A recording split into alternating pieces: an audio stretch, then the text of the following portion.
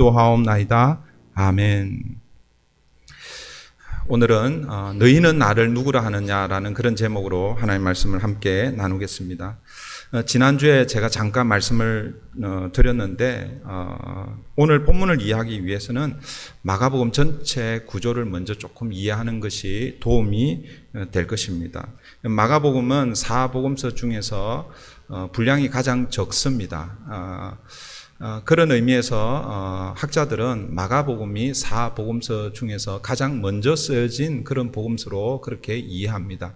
우리는 가끔씩 마태복음이 제일 먼저 있으니까 마태복음이 제일 먼저 기록되고 그 다음에 마가복음 이렇게 그 기록 연대를 그렇게 생각을 하는데 그렇지 않습니다. 그래서 물론 이제 요한복음은 조금 다를 수 있는데 우리 세 복음 마태, 마가, 누가복음을 공감복음이라고 그러고 이 공감복음의 그 기본, 기초가 어떻게 보면 마가복음이라고 할 수 있습니다. 그런 차원에서 마가복음이 다른 복음서에 비해서 분량이 조금 적습니다.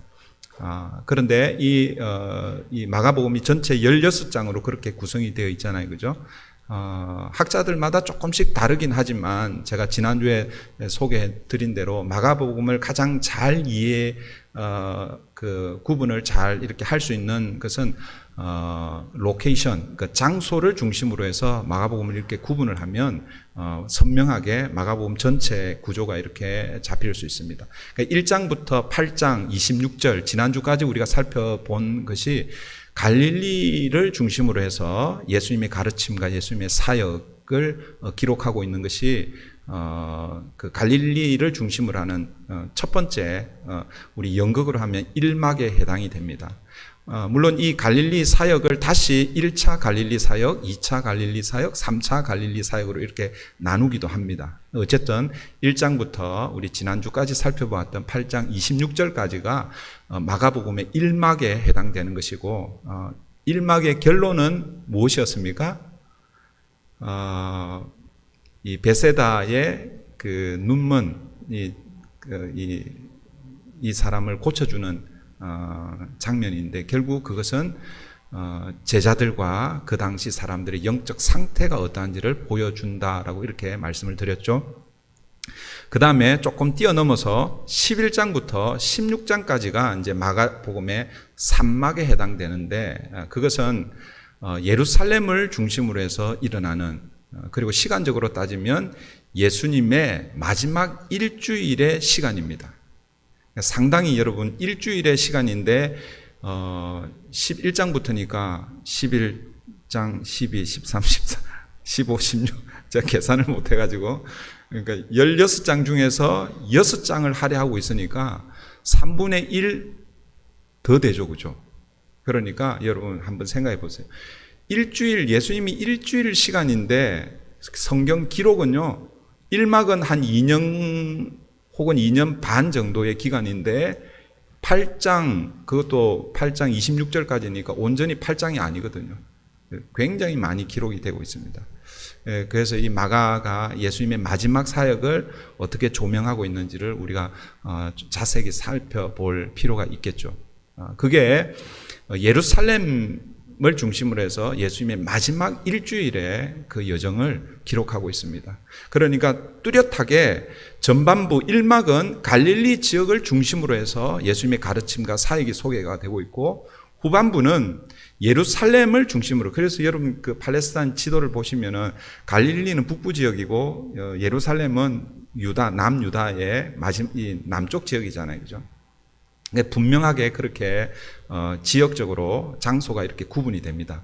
그러면 이 두 지역을 이어주는 오늘 본문 8장 27절부터 10장 52절까지입니다. 10장 52절까지는 갈릴리와 이 예루살렘을 이어주는 중간 역할을 하는 것입니다. 그래서 이 그 두 번째 부분은 마가복음의 2막이라고 그렇게 우리가 부르기도 하는데 갈릴리에서 예루살렘으로 올라가는 여정의 길에서 예수님께서 특별히 물론 뭐 다른 사건들이 있지만 제자들과의 그 관계에서 제자도를 집중적으로 가르치고 있는 그런 본문이 이 두 번째 부분에 해당됩니다. 그래서 오늘 시작되는 8장 27절부터 시작되는 10장 52절까지인데요. 10장 마지막 절까지는 이 갈릴리에서 예루살렘으로 올라가는 그 여정을 기록하고 있는데, 이 여정의 과정에서 가장 핵심되는 내용은 예수님께서 제자들에게 3번에 걸쳐서 예수님이 순환, 고난이라고, 우리는 보통 고난이라고 하는데 이제 신학적으로는 순환 예고라고 이렇게 얘기합니다. 그 예수님의 순환 예고가 3번에 걸쳐서 예고가 되고 있습니다. 예수님이 직접 내가 순환을 받을 것이다 라고 그렇게 말씀하십니다. 그리고 이 순환 예고를 통해서 예수님은 제자들의 삶이 어떠한지, 그걸 우리가 다르게 표현하면 제자도라고 이렇게 부를 수 있는데, 그 제자도에 대한 가르침을 오늘 본문부터 10장 마지막까지 그렇게 크게 한 3번에 걸쳐서 예수님이 말씀해 주고 있습니다. 그러니까 예수님께서는 매 순환 예고를 통해서, 그러니까 1차, 2차, 3차 이렇게 순환 예고를 하는데, 순환 예고만 하시는 것이 아니라 순환 예고와 함께 제자들이 걸어가야 할 길, 그걸 제자도라고 이렇게 부르거든요. 제자도에서 대해서 함께 말씀하고 있습니다. 1차 순환 예고는 오늘 우리가 읽은 본문입니다. 오늘 34절까지 읽었는데 제가 강해는 33절까지만 할 겁니다. 그리고 34절부터 9장 1절까지는 그 순환 예고에 이어서 제자가 무엇인지, 예수님을 따르고 있는 이 제자들에게 제자가 걸어가야 할 길에 대해서, 제자도에 대해서 1차적으로 말씀하고 있고, 2차 순환 예고는 이제 우리가 이제 앞으로 계속해서 살펴보겠지만 9장 31절 이후에 2차 순환 예고가 기록이 되어 있고, 그 다음에 그 이후에 또 제자도에 대해서 그렇게 가르치고 있고, 3차 순환 예고는 10장 33절 이하에 기록이 되어 있는데 아마 32절인가? 32절, 33절, 33절인가요? 네. 거기서부터 순환 예고가 기록이 되어 있고, 그리고 10장 마지막까지 제자도, 3번째 순환 예고와 함께 제자도에 대해서 예수님께서 가르쳐 주고 있습니다. 이런 구조로 마가복음을 이 구조가 이렇게 이루어져 있고, 이제 우리가 두 번째 부분을 우리 함께 또 몇 주 혹은 몇 달에 걸쳐서 우리가 살펴보게 될 텐데, 이걸 생각을 하고 마가복음을 살펴보며 혹시 여러분들이 개인적으로 이렇게 마가복음을 읽어 내려갈 때 도움이 되지 않을까 생각이 듭니다. 우리가 지금까지, 그러니까 지난주 본문까지 1장부터 8장 26절까지는 예수님의 제자로서 예수님을 따르는 것, 여러분 예수님을 따르는 게 좀 쉽습니까? 어렵습니까? 우리가 그 10시 30분부터 우리 기도회 예배를 위한 중보 기도를 우리가 같이 했는데, 거기서 제가 잠깐 나누긴 했습니다. 여러분 세상에서는 어떤 분야, 어떤 일을 시작하면 처음 시작할 때는 좀 어렵잖아요, 그죠? 그런데 그게 1년, 2년, 5년, 10년 이렇게 되면 경험이 쌓이고 나중에 20년, 30년 되면 눈 감고도 할 수 있잖아요, 그죠? 그 정도로 쉬워진다는 거죠. 어떻게 눈 감고 하겠습니까만은. 근데 한 분야에 이렇게 10년, 20년, 30년 하게 되면 거기에 뭐예요? 프로페셔널, 스페셜리스트가 되어서 그걸 하는 게 쉽단 말이에요, 그죠? 근데 신앙생활은 어떤가? 예수님을 따르는 예수님의 제자가 되면 어떤가? 10년, 20년, 30년 신앙생활을 하면 예수님을 따르는 게 여러분 쉽습니까? 어렵습니까? 여러분들 어떻습니까? 저는 개인적으로 목사가 되어서 이제 10년, 20년 그 사역을 시작한 지는 1999년 8월부터 사역을 시작했거든요. 전도사 신학교 들어가서 6개월 있고 뭐 아무것도 모를 때에 그 우리 초등학교 3학년, 4학년 이 학생들을 가르쳤어요. 제가 미안해요, 그 아이들. 지금은 다 장성했겠지만 아무것도 모르고 그냥 물론 그렇다고 해서 지금 뭐 안다는 게 아니라, 제가 이 말씀을 드리는 이유는 1999년부터 비록 아이들에게 설교를 했지만 어쨌든 그때부터 설교 사역이 시작이 되었습니다. 그렇게 보면 20년 이상 설교 사역을 했잖아요, 그죠? 20년 했으면 그 이제 눈 감고도 설교를 할 수 있어야 되잖아요, 그죠? 그런데 그게 잘 안 돼요. 설교는 하면 할수록 어렵고 그런 거예요. 여러분들의 신앙생활은 어떻습니까? 한 30년쯤 하니까, 한 50년쯤 하니까 이제는 눈 감고도 신앙생활 그렇게 됩니까? 예. 여러분, 신앙생활은요, 죄송한 얘기지만 하면 할수록 걸어가는 그 길의 끝은 더 좁아지고 협족한 길이라는 거예요. 그리고 마지막, 우리가 주님의 제자로 신앙생활을 하잖아요. 주님이 걸어가신 그 길의 끝이 어디였어요? 골고다 언덕이었고 십자가였잖아요. 그죠? 그래서 겉으로 이렇게 보면 그 십자가의 죽음입니다. 어떻게 보면 우리 신앙의 끝도 예수님의 그 마지막 십자가의 끝 죽음처럼 보일 수 있습니다. 그래서 그런 의미에서 신앙생활이 쉬운 길이 아닙니다. 그런데 여러분 잊어버리면 안 돼요. 지난주에 제가 주님이 걸어가신 그 끝은 십자가였지만 그러나 그 끝이 죽음이 아니라 뭐였다고 그랬어요? 부활이었잖아요. 부활. 그런데 이제 우리가 지난주 같이 살펴본 그 마가복음의 1막에 해당되는 이 내용, 그러니까 1장부터 8장 26절까지는 예수님의 제자로서 예수님을 따르기가 그리 어렵지는 않습니다. 제가 지금 어렵다고 얘기했는데, 그런데 1장부터 8장 26절까지는 그렇게 어렵지가 않다는 거예요. 왜냐하면 그때, 그러니까 1장부터 8장 26절까지 오는 그 예수님의 이 여정의 길은 예수님께서 어떻게 하셨냐면요, 많은 표적을 일으켜 주셨죠. 표적과 이적을 일으키시고 병자들을 고쳐주시고 사람들을 먹이시고, 이걸 다르게 표현하면 사람들의 필요를 채워주셨습니다. 예수님을 믿고 예수님을 따를 때에 여러분 표적을 경험하고 나의 부족함이 채워지고 내 필요가 채워지면 여러분 신나겠어요? 안 신나겠어요? 야, 예수 믿을만 하네, 이런 생각 들지 않겠어요? 그죠? 이게 그냥 끝까지 가면 얼마나 좋겠습니까? 그런데 여러분, 이게 우리 마가복음을 이렇게 전체적으로 살펴보면 그 기간은 8장 26절까지라는 것입니다. 이때 예수님을 따랐던 사람들은 어쩌면은 그 재미도 있었을 거예요. 그리고 특별히 예수님이 뭔가를 요구하시지를 않으셨거든요. 그냥 예수님 가시는 곳 따라가기만 하면 정말 그 당시 요즘은 볼거리도 많고 재미난 일도 많지만 그 당시 그런 거 없었잖아요. 예수님 따라가면 하여튼 깜짝깜짝 놀랄 일들이 많이 있었고 그걸 경험했습니다. 그래서 여러분 마가복음 1장부터 8장 26절까지 그 기간 동안 예수님을 따르는 그 시간은 어쩌면 좀 쉬운 그런 길일 수 있다라고 이렇게 생각할 수 있습니다. 그런데 여러분 오늘 본문부터 시작되는 8장 27절부터는 예수님을 따르는 것이 간단치가 않습니다. 이때부터 예수님은 무리와 제자들을 분명하게 구분하고 있습니다. 물론 그 전에 이미 예수님을 무리 가운데서 제자들을 불러서 무리와 제자들을 구분을 하셨어요.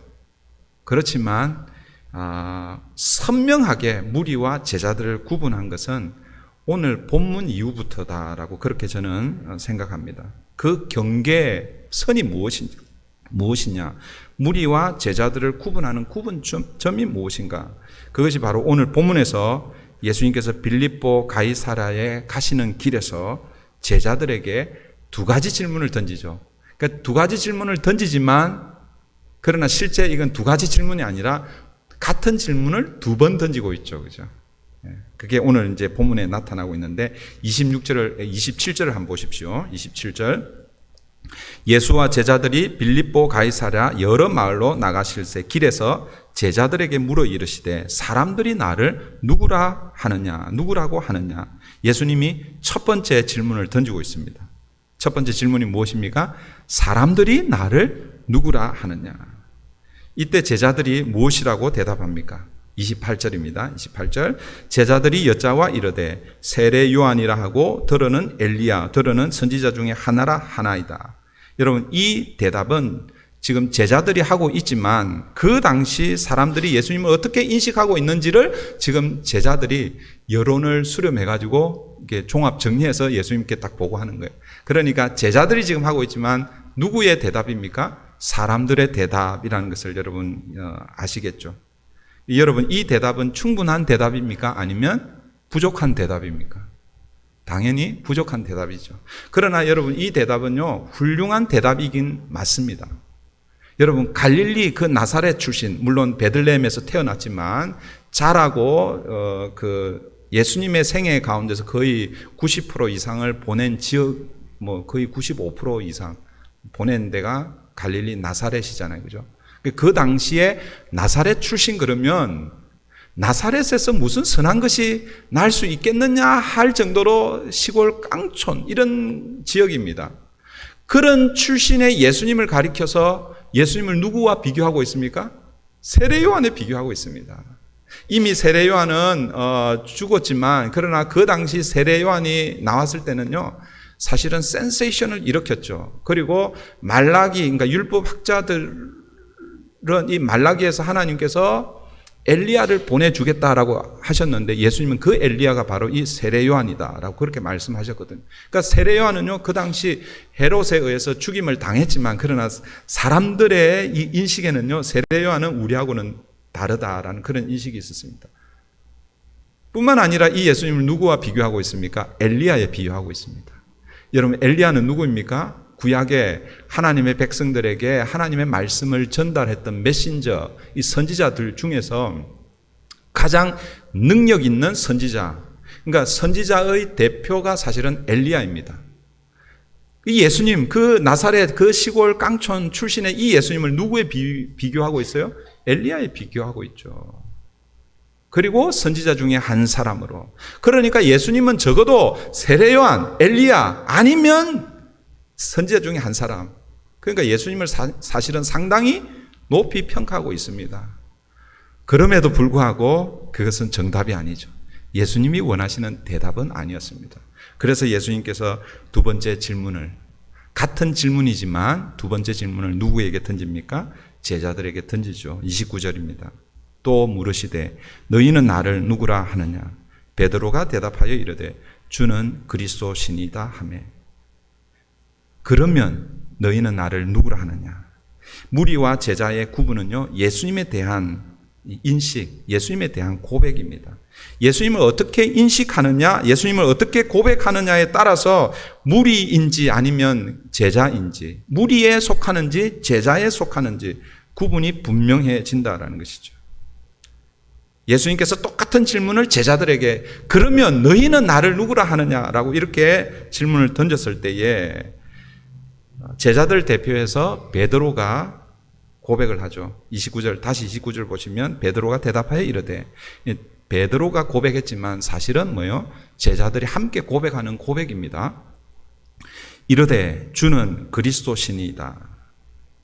여러분, 마태복음이 우리에게 조금 더 익숙하죠, 그죠? 마태복음 16장 16절입니다. 그 고백은 주는 그리스도시요 살아계신 하나님의 아들이시니이다. 이 고백이죠. 사랑하는 성도 여러분, 여러분도 이 베드로의 고백을 가지고 계십니까? 대답은 안 하셨지만 그래도 마음속으로 고개를 끄덕이시고 아멘 그렇게 하신 줄 믿습니다. 만약에 이 고백이 없으면 우리는 여전히 뭐예요? 어디에 속해 있는 거예요? 무리에 속해 있는 거예요. 무리에. 우리 함께 이렇게 모여서 예배 드리고 있지만 겉으로는 내가 제자다라고 이렇게 하지만 여러분, 이 고백이 없으면 그 무리와 제자의 선명한 구분, 그 선에서 우리는 무리로 그렇게 가게 됩니다. 다시 묻습니다. 사랑하는 성도 여러분, 여러분도 이 베드로의 고백을 가지고 있습니까? 주는 그리스도시니이다. 주는 살아계신 하나님의 아들이십니다. 그렇다면 이 고백이 여러분 안에 있으면 여러분은 무리가 아니라 예수님을 따르는 제자들입니다.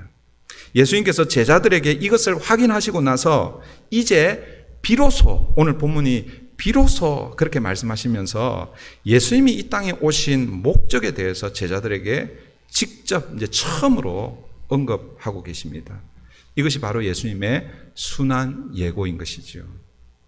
그런데 정확하게 말씀드리면 순환 예고가 아니라 예수님의 사명 예고라고 이렇게 우리가 바꾸어서 부를 수 있을 것입니다. 왜냐하면 예수님께서 이 땅에 오셔서 순환만 받으시는 것이 아니기 때문에 그렇죠. 예수님이 이 땅에 오셔서 물론 순환을 받으셨지만 지난주에도 말씀드렸지만 그 순환의 끝에 그 십자가 그 죽음 너머에 무엇이 있었어요? 주님의 부활이 있었잖아요. 주님의 영광이 있었습니다. 예수님은 십자가의 고난과 그러니까 사람들로부터 고난을 받으시고 십자가에서 죽으시고 이런 과정들이 사실은 너무나 크기 때문에 예수님의 순환 예고 이렇게 얘기하는데 사실은 마지막에 예수님께서 다시 그 사흘 만에 살아나실 것이다 그렇게 예고해 주셨잖아요. 그래서 예수님은 죽으시기 위해서 이 땅에 오신 것이 아니라 죽으시고 다시 살아나기 위해서 이 땅에 오셨다는 거예요. 이 예수님의 순환 예고에 대한 내용을 우리 함께 살펴보겠습니다. 31절입니다. 31절을 우리 다 같이 한번 읽어볼게요. 다 같이 읽습니다. 시작. 인자가 많은 고난을 받고 장로들과 대제사장들과 서기관들에게 버림받아 죽임을 당하고 사흘 만에 살아나야 할 것을 비로소 그들에게 가르치시되. 여기서 그 마지막 부분에 비로소 뭘 가르치시는 거예요? 예수님께서 이 땅에 오신 이유, 목적. 분명히 예수님은 메시아로 오셨는데 그 메시아가 오셔서 해야 할 일이 무엇인지 사명을 이제 비로소 가르치고 있는 거예요. 어떤 고백 이후에? 예수님에 대한 분명한 고백 이후에 예수님을 어떻게 고백했습니까? 주는 그리스도시요 살아계신 하나님의 아들입니다. 이 고백을 하고 있는 이 제자들에게 이제 비로소 뭐예요? 내가 왜 이 땅에 왔는지, 내가 어떤 메시아로 왔는지 예수님께서 지금 말씀하고 있는 거예요. 이 순환 예고의 내용을 크게 네 부분으로 이렇게 볼 수 있는데 첫 번째는 인자가 많은 고난을 받고, 여기서 인자는 누굽니까? 예수님을 가리키는 거죠. 예수님은 스스로 내가 메시아다, 내가 그리스도다라고 이렇게 말씀하신 적이 없습니다. 물론 말씀하신 적이 없습니다. 이렇게 얘기하면 틀립니다. 그러니까 우리가 지금 이제 마가복음을 살펴보고 있는데 예수님께서 본인의 입으로 내가 메시아다, 내가 그리스도다라고는 언제 직접 말씀하시냐면 마가복음 14장쯤에 가서 재판을 받으시는 중에 말씀하십니다. 그 전에는 예수님이 본인을 가리켜서 인자라고 이렇게 표현을 많이 쓰셨어요. 우리는 인자 그러면 영어 성경 번역을 보면 Son of God, Son of Man 그렇게 번역이 되어 있거든요. 영어 성경은 사람의 아들로 이렇게 번역이 되어 있습니다. 그런데 사람의 아들로 번역이 되어 있어서 이 인자라는 이 단어를 가지고 예수님의 인성을 가리킨다라고 이렇게 생각하는데 사실은 그렇지 않습니다. 여러분 인자라는 이 용어는 신약에서 시작된 단어가 아니라 이 용어는요 이미 구약에서 다니엘 선지자를 통해서 이미 언급된 단어입니다. 그리고 다니엘이 인자라고 표현했을 때 그것은 하나님께서 약속하신 메시아입니다.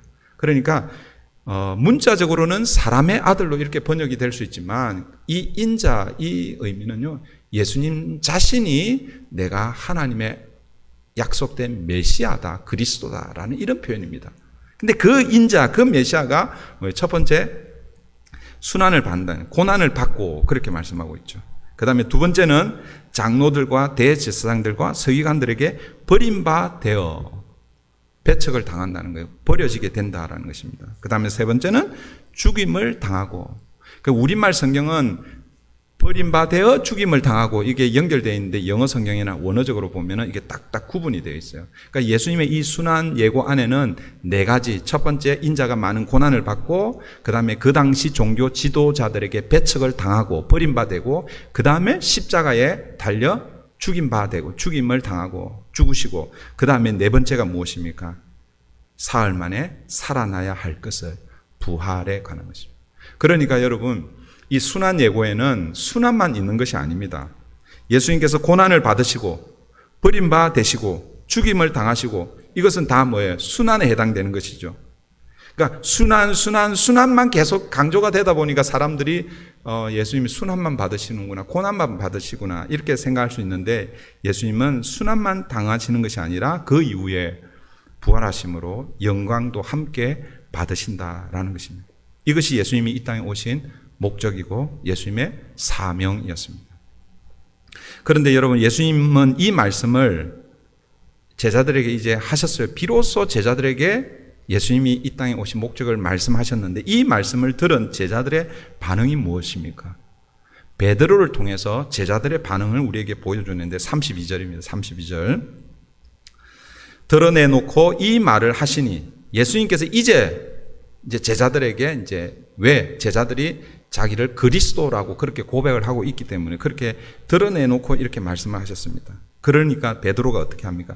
베드로가 예수를 붙들고 항변하며. 여러분, 베드로가 항변한 이 내용은 소개가 되고 있지는 않지만 베드로가 예수님께 무엇을 항변했을까요? 지금 흐름을 이렇게 보면 29절에서 주는 그리스도신이다 이렇게 고백했잖아요. 그죠? 30절에서 그러니까 우리 이 마가복음에는 생략이 되어 있는데 마태복음에 가면 베드로를 칭찬합니다. 칭찬을 하면서 네가 복이 있다. 그런데 너의 그 고백이 너 인간의 지식으로 혈육으로 난 것이 아니라, 네 인간의 지식으로 배워서 나오는 것이 아니라 하나님께서 허락해 주신 고백이다 이렇게 얘기하시고, 오늘 본문에서는 30절에서 경고하시면서 아무에게도 알리지 말라 이렇게 말씀하십니다. 이게 메시아닉 은닉 사상이죠. 그러니까 아직까지 예수님은 메시아인 것을 숨기고 계신 거예요. 왜냐하면 이게 소문이 나면 메시아에 대한 잘못된 오해, 정치적인 다윗과 같은 강력한 힘을 가지고 오시는 메시아로 그렇게 알고 사람들이 예수님을 메시아로 이렇게 모시면 로마 당국이 그냥 가만히 있겠습니까? 헤롯 이 왕가가 가만히 있겠습니까? 예수님을 그냥 죽여버리는 거죠. 그러니까 원래 목적대로 죽지 않으시고 잘못하면 이상하게 죽으실 수 있단 말이에요. 그죠? 그걸 아직 때가 아니기 때문에 베드로와 제자들에게 경고하십니다. 그리고 나서 이제는 예수님이 자기가 오신 목적을 31절에서 그렇게 말씀하십니다.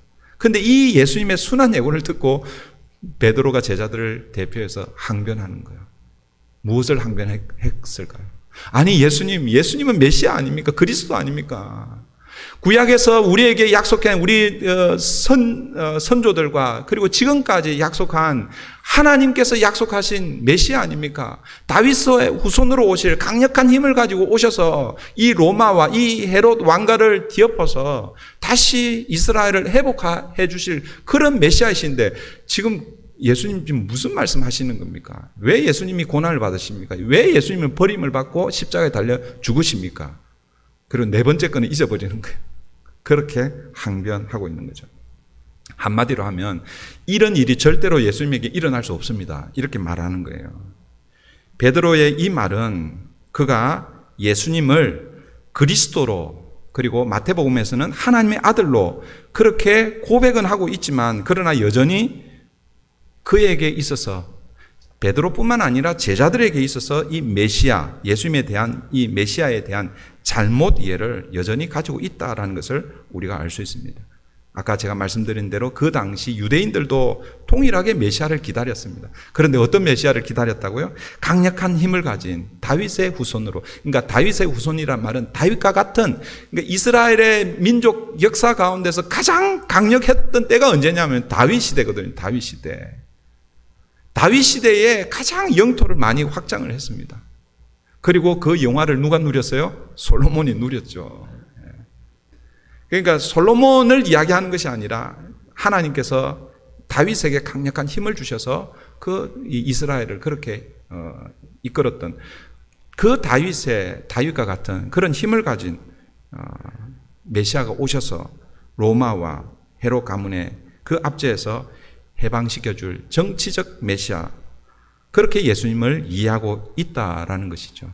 이 32절 이 말씀, 베드로의 이 항변의 이 말씀을 통해서, 여러분, 이것은 우리가 그동안 살펴보았던 1장부터 8장에서 보여준 예수님의 모습이 어떻게 보면 그와 흡사합니다. 사람들의 문제를 해결해 주잖아요. 병자들 고쳐주시고, 굶주려 있는 그 백성들을 이렇게 배불려 먹이시고, 여러분, 그 힘을 가지고 로마를 전복시키고 그렇게 할 수 있단 말이에요. 그죠? 그래서 제자들 포함한 많은 사람들이 마가복음 1장부터 8장까지 예수님을 그렇게 수많은 사람들이 예수님이 가는 곳곳마다 그렇게 따라다녔던 것이죠. 그런데 여러분, 예수님이 이해하시는 메시아는 그런 메시아가 아니라는 거죠. 예수님께서 처음으로 이제 내가 메시아인 것은 맞는데 너희들이 이해하는 그런 메시아로 온 것이 아니다. 나는 철저하게 고난받는 메시아로 왔다. 종의 모습으로 왔다. 고난을 받고 버림받아 십자가에 죽으시는 그런 모습이다. 그리고 마지막에 그렇지만 하나님께서 나를 다시 살려주실 것이다. 이것이 예수님이 이 땅에 오신 그런 바른 모습이죠.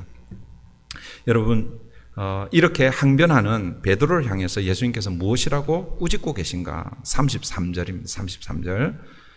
33절을 우리 다 함께 한번 읽어봅시다. 다 같이 읽습니다. 시작. 예수께서 돌이키사 제자들을 보시며 베드로를 꾸짖어 이르시되 사탄아 내 뒤로 물러가라. 내가 하나님의 일을 생각하지 아니하고 도리어 사람의 일을 생각하는도다 하시고. 사랑하는 성도 여러분, 예수님이요 제자들과 사실은 그 베드로를 꾸짖고 있지만 함께 있는 이 제자들을 함께 꾸짖고 계시거든요. 이 예수님의 심상치 않은 꾸짖음. 오늘 본문에는 꾸짖음만 나오죠. 그죠? 아까 제가 그 마태복음 잠깐 말씀드렸잖아요. 예수님께서 베드로의 고백을 들으시고 먼저 뭘 하셨어요? 칭찬을 하셨거든요. 복되다고 하시고, 그리고 네 그 고백 위에 교회를 세우겠다. 이렇게 예수님 말씀하셨습니다.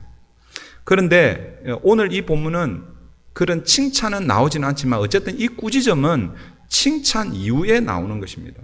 한번 생각해 보십시오. 아니, 베드로의 그 고백을 예수님이 칭찬하고 나서 지금 베드로를 꾸짖고 있습니다. 이 좀 이상하지 않아요? 그죠?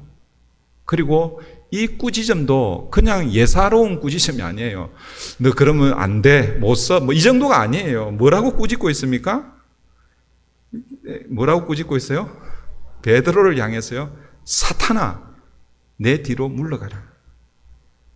너는 하나님의 일을 생각지 않고 사람의 일을 생각한다. 여기서 이 사람의 일이라는 것은 다르게 표현하면 사탄의 일을, 사탄의 생각을 지금 네가 말하고 있다. 이런 의미입니다. 물론 베드로가 진짜 사탄이라는 그런 의미는 아닙니다.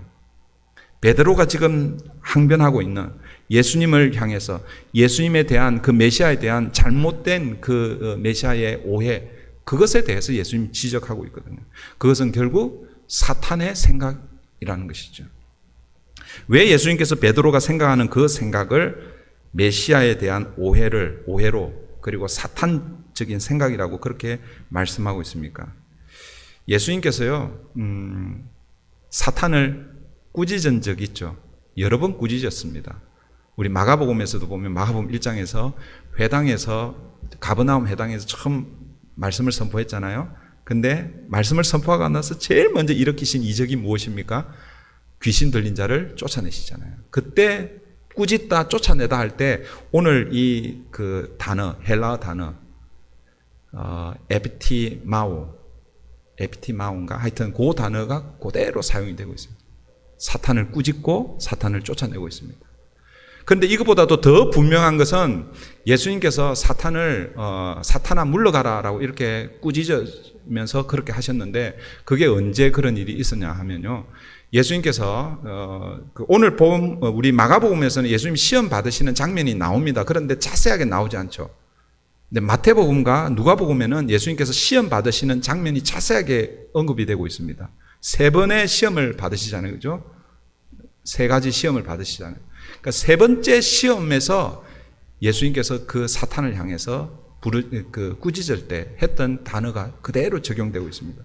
마태복음 4장 8절부터 10절인데 이게 예수님의 3번째 마지막 시험, 사탄으로부터 받는 시험의 내용과 예수님께서 이 시험을 어떻게 이기시는지 한번 보시겠습니다. 마태복음 4장 8절부터 10절입니다. 제가 읽어드리겠습니다. 마귀가 또 그를 데리고 지극히 높은 산으로 가서 천하만국과 그 영광을 보여 이르되 만일 내게 엎드려 경배하면 이 모든 것을 내게 주리라. 천하만국 모든 영광을 보여주면서 네가 만약 내한테 엎드리면 나를 경배하면 내가 이 모든 거 다 주겠다. 이렇게 사탄이 시험하는 거예요. 이때 예수님께서 뭐라고 말씀하시냐면 이에 예수께서 말씀하시되 사탄아 물러가라. 여러분 이 표현이 오늘 본문 베드로에게 똑같이 적용되고 있죠. 예수님께서 사탄에게 세 번째 시험을 받으셨을 때 사탄아 물러가라 라고 했던 그 꾸지점을요 오늘 베드로에게 하고 있습니다. 베드로에게. 그러니까 지금 베드로가 지금 예수님에게 항변하는 이 항변의 내용과 지금 사탄이 세 번째 예수님을 향해서 시험하는 시험의 내용이 같다라는 그런 의미로 우리가 이해할 수 있다라는 거예요. 그러니까 사탄의 이 마지막 세 번째 이 시험이 무엇입니까? 천하 만국과 모든 영광을 보여주는 거예요. 모든 영광을 보여주면서 만일 네가 내게 절하면 이 모든 것을 내게 주리라. 이것은 십자가 없는 영광을 취하라 그런 의미입니다. 네가 나한테 그냥 고개 한 번만 숙여. 그러면 내가 다 주겠다라고 이렇게 이야기하는 것이죠. 여러분 지금 베드로의 항변이 바로 이 사탄의 시험과 유사하다라는 거예요. 아니 유사한 것이 아니라 정확히 일치하고 있습니다. 지금 예수님께서 무엇을 항변하고 있습니까? 예수님 무슨 말씀하십니까? 예수님은 그리스도입니다. 하나님의 아들입니다. 예수님이 왜 고난을 받으시고 죽으시고 그렇게 영광을 취하려고 합니까? 예수님은 그냥 그런 거 필요 없이 그냥 영광을 취하십시오. 그렇게 지금 베드로가 예수님에게 항변하고 있는 것이죠. 그런데 그런 베드로를 향해서 예수님이 뭐라고 말씀하십니까? 사탄아 내 뒤로 물러가라. 이 예수님의 말씀에는 no crown, no cross. 십자가 없이는 영광이 없다라는 것이죠. 그런데 베드로의 이 항변은 무엇입니까? Take crown without cross. 십자가 없이 예수님 영광을 그 크라운을 취하십시오. 그렇게 지금 하고 있다라는 것이죠. 이제 말씀을 맺습니다.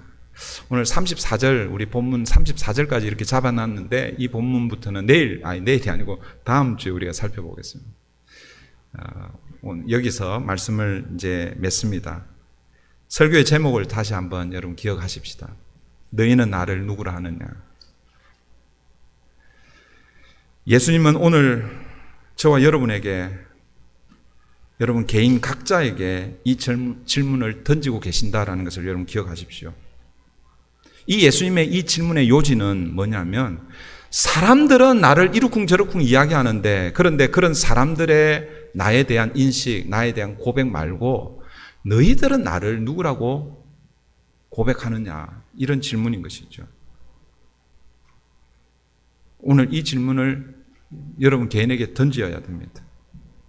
나는 다른 사람들의 내게 고백하는 거 그거 관심이 없고 오늘 네가 나를 어떻게 고백하는지 네가 나를 어떻게 인식하는지 거기에 좀 관심을 가지려고 하는 예수님의 마음입니다. 너는 나를 누구라 하느냐? 너는 나를 누구로 믿느냐? 사랑하는 성도 여러분, 여러분에게 예수님은 어떤 분이십니까? 예수님이 그리스도시고 하나님의 아들 맞습니까? 네.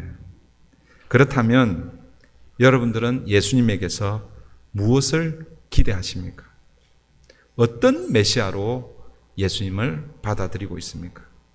마가복음 1장부터 8장에 소개된 사람들의 필요를 채워주는 그런 메시아로 기대하고 그렇게 예수님을 따라가고 있습니까? 아니면 많은 고난을 받고 그 마지막 최후까지 갔는데도 결국은 뭔 십자가였고 죽음이었습니다.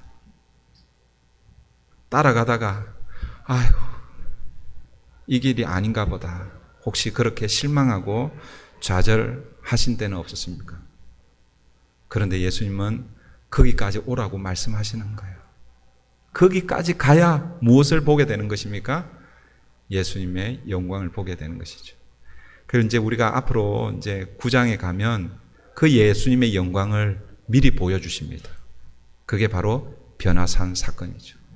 왜 예수님께서 십자가를 지시기 전에 그 변화산의 그 영광을 보여주셨을까요? 제자들에게 미리 보고 그걸 알라고 그렇게 보여주시는 것이죠. 오늘 저와 여러분은 다 알고 있잖아요. 다. 여러분 그 축구 국가 대항 축구 경기나 뭐 이런 거 실제 라이브로 할 때는 막 가슴 졸이며 조마조마하면서 보지만 이미 결과를 알고 나서 재방송으로 보면 여러분 이미 이긴 걸 알고 보면 지금 현재 지금 1대0, 2대0으로 지고 있어도 여러분 괜찮은 거예요. 나중에 마지막 파이널 라스트 스테이지에서 3대2로 이길 건데요. 주님께서 그 변화산 영광을 우리에게, 제자들에게 오늘 저와 여러분이 미리 보여주신 것입니다.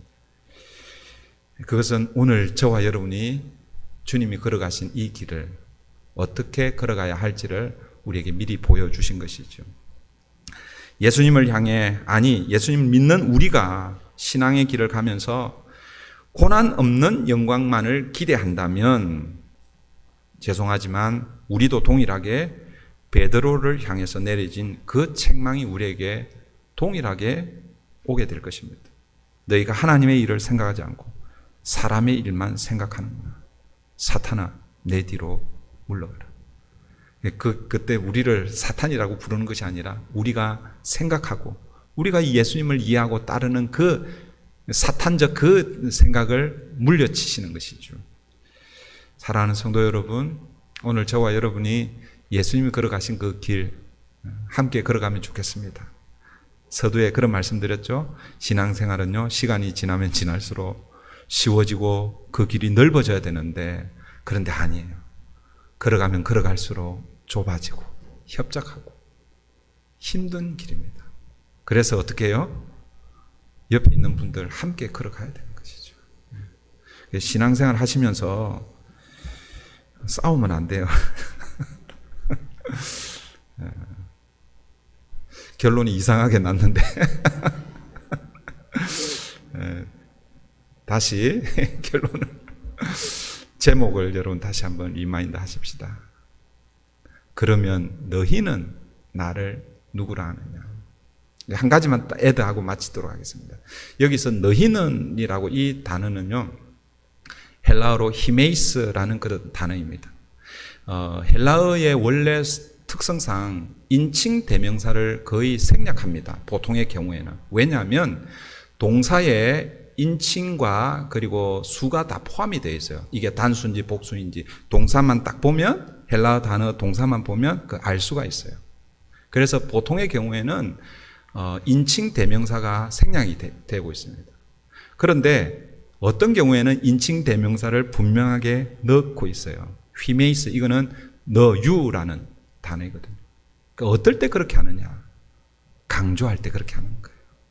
세상 사람들이 나를 누구라고 하느냐라고 이렇게 물으시고 나서 그러면 너희는 나를 누구라 하느냐? 그렇게 주님이 질문하시는 거예요. 그 너희는 거기에는 저와 여러분 각 개인을 주님이 부르고 계신다는 것이죠.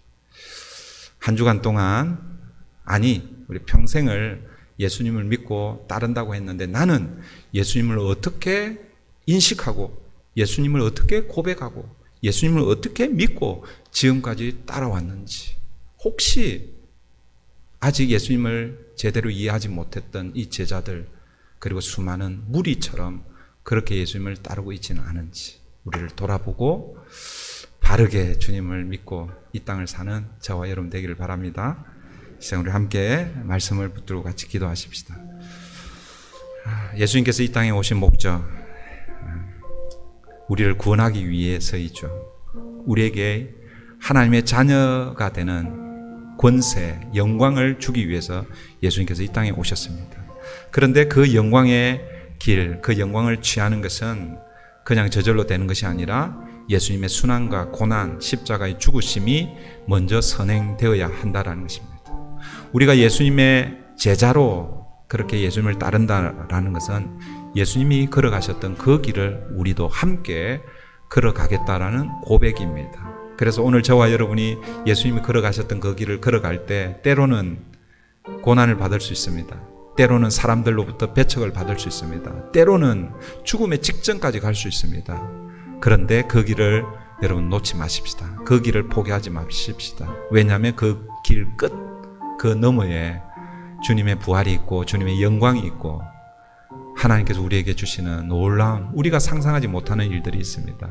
그 주님을 바라보며 하나님 이 땅을 걸어가게 해주시옵소서. 이 시간 우리 함께 기도하십시다. 하나님